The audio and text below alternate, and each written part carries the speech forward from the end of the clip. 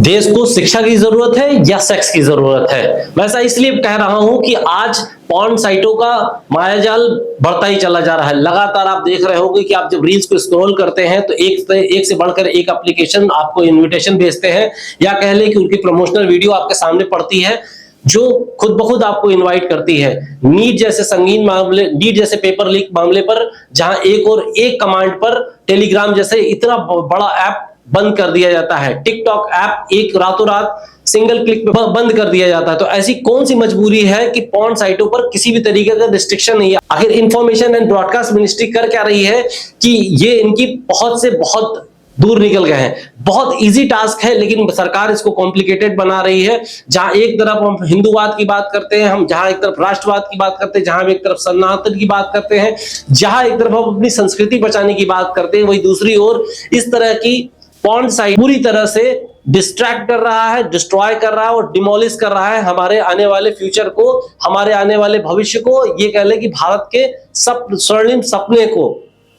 जहां आप देखते हैं कि बहुत आसान है किसी भी एप्लीकेशन को बंद कर देना, वहीं दूसरी ओर इसकी इतनी ज्यादा भरमार है कि इसकी संख्या कम होती नजर नहीं आ रही है। डेली नए नए एप्लीकेशन, नई नई वेबसाइट्स लॉन्च हो रही है जिस पर किसी भी तरीके का कोई रिस्ट्रिक्शन नहीं है, ना ही लॉन्च करने वालों को किसी भी तरीके का डर है। कुछ दिन पहले आईपीएल में सट्टा लगाने वाले तमाम एप्लीकेशन, चाहे वो ड्रीम 11 जैसे बड़े बड़े एप्लीकेशन, जहां एक और आईपीएल में सट्टा लगाने वाले या कह लें क्रिकेट पर पैसे लगाने वाले तमाम एप्लीकेशन को एक झटके में बंद कर दिया जाता है। आखिर कोई भी सांसद या विधायक या पक्ष या विपक्ष इस बात को क्यों नहीं रखता कि भारत में इसकी कोई जरूरत नहीं है? आखिर क्यों ये परोसा जा रहा है, उसके पीछे की मंशा क्या है?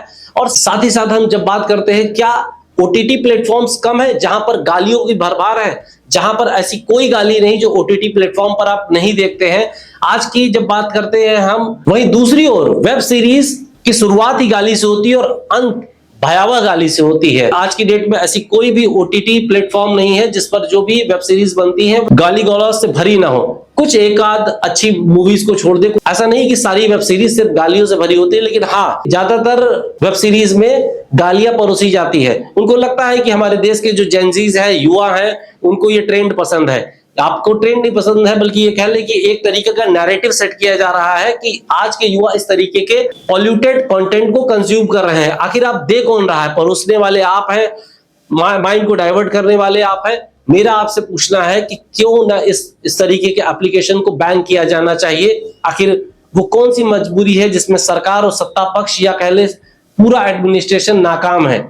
हम देश की संस्कृति की बात करते हैं, हम बड़े बड़े आयोजन से अपनी पीठ थपथपाते हैं, जहां पर भारत में कुछ दिनों पहले प्रयागराज में कुंभ हुआ जिससे भारत की संस्कृति को एक नई जान मिली, नई ऊर्जा मिली। वहीं दूसरी तरफ इस तरीके की साइट्स ऐसा नहीं कि सिर्फ भारत में चल रहा है, वरन दूसरे देशों में भी परोसी जाती है। लेकिन हम दूसरों की कमियों को नहीं बल्कि दूसरों की अच्छाइयों को अडॉप्ट करते हैं। अगर प्रसार ही करना है तो एजुकेशनल ऐप की भरमार क्यों नहीं कर रहे हैं लोग?